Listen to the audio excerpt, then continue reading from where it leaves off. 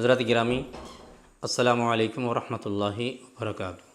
امید کہ آپ تمامی حضرات بخیر و عافیت ہوں گے۔ عزیزان گرامی، ابھی جھانسی میں برائے نام جو مناظرہ ہوا، مناظرہ تو نہیں تھا لیکن احباب نے اسے مناظرے کا نام دیا، اس لیے میں مناظرہ کہہ رہا ہوں۔ تو اس میں آپ نے دیکھا کس بات پہ مناظرہ ہوا، اور دوران گفتگو وہاں کے جو امام صاحب تھے مولانا افضل برکاتی صاحب سے توبہ کا مطالبہ کیا گیا۔ کس بات پر؟ اس بات پر کہ نماز جمعہ میں منبر رسول سے حدیث رسول انہوں نے بیان کیا، اور کوئی حدیث ایسی بھی حدیث نہیں کہ جو ضعیف ہو، بلکہ صحیح درجے کی حدیث۔ حدیث کیا تھی؟ من سب علی فقد سبنی۔ آقا علیہ الصلوۃ والسلام نے فرمایا کہ جس نے علی کو گالی دیا اس نے مجھے گالی دیا۔ یہ صحیح حدیث کے الفاظ ہیں۔ ام المؤمنین حضرت ام سلمہ رضی اللہ تعالی عنہ کا اس سلسلے میں فرمان موجود ہے کہ آپ نے مولا علی علیہ السلام کو گالی دینے والے کو رسول اللہ کو گالی دینے والا قرار دیا ہے۔ تو کس بات پہ توبہ کرائی؟ اس بات پہ کہ منبر رسول سے حدیث رسول بیان کی گئی نماز جمعہ میں۔ اور کیا کہا گیا؟ حالانکہ آپ نے سنا ہوگا کہ انہوں نے صرف حدیث پاک پڑھی، اپنی طرف سے اس پہ کوئی کمنٹ، کوئی تبصرہ نہیں کیا، نہ کسی کا نام لیا۔ کیا کہا؟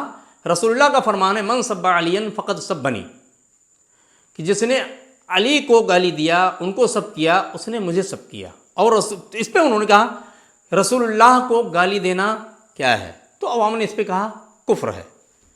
بقیہ کسی کا انہوں نے نام نہیں لیا، لیکن مولوی صاحب نے کیا کہا؟ انہوں نے معاویہ کو گالی دیا ہے، معاویہ کو کافر کہا ہے۔ پتہ کیا چلا؟ پتہ تمہیں بھی ہے، انہوں نے کسی کا نام نہیں لیا، لیکن آپ کو پتہ چل گیا کہ کس کو کہہ رہے ہیں۔ اس کا مطلب یہ کہ جانتے تم بھی ہو معاویہ ابن ابی سفیان نے مولا کو گالی دیا ہے، گالی دلوایا ہے، لیکن چونکہ تم جھوٹے ہو، آپ سچ امت کو نہیں بتاتے ہو، عوام کو دھوکہ دیتے ہو، حقائق سے بے خبر رکھتے ہو، بس یہ فرق ہے۔ تو انہوں نے حدیث رسول بیان کیا۔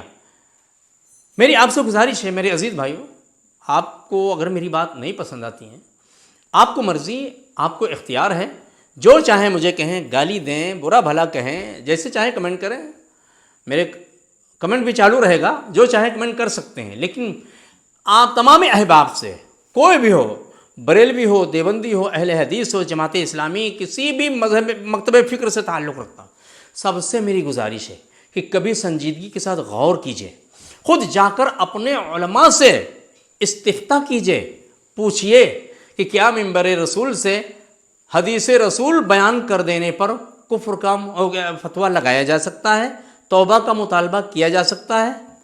آپ غور کیجئے کہ یہ بات کتنی سنگین ہے۔ یہاں پر گویا رسول اللہ صلی اللہ علیہ وآلہ وسلم کے فرمان کو کفر قرار دیا گیا ہے، اس لیے کہ انہوں نے کوئی تبصرہ نہیں کیا تھا کہ فلاں شخص وہ کافر ہو گیا ہے۔